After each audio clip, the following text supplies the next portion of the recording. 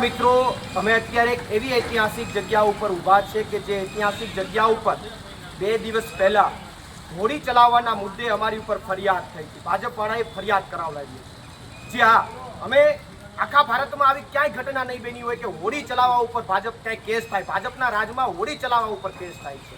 અમે અત્યારે કેશોદ અંડરબ્રિજ ખાતે છીએ। આ અંડરબ્રિજનું નામ હવે જો કે બદલી નાખ્યું છે। અંડરબ્રિજનું નામ હવે એવું કર્યું છે કે ભ્રષ્ટાચારી ભાજપનો સ્વિમિંગ પૂલ। આ ભ્રષ્ટાચારી ભાજપના સ્વિમિંગ પૂલમાં અમે એક સાંકેતિક વિરોધ હોડી લઈને કરવા આવ્યા તો ભાજપવાળાએ અમારી ઉપર ફરિયાદ કરી।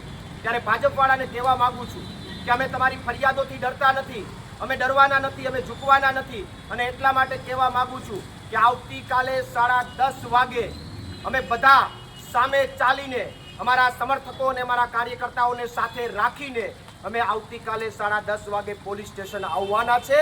ભાજપવાળાઓએ અમને ક્યાંય પણ ફાંસીએ ચડાવવા હોય તો ચડાવી દેજો।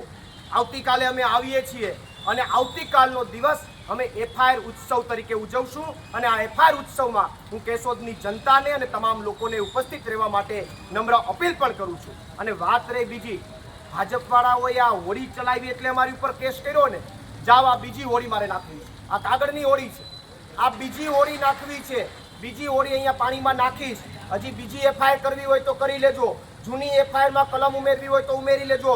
આવતીકાલે 10:30 વાગે પોલીસ સ્ટેશન સામેથી વાજતે ગાજતે આવું છું।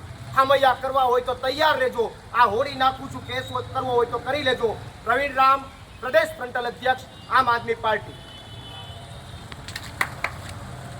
આવો।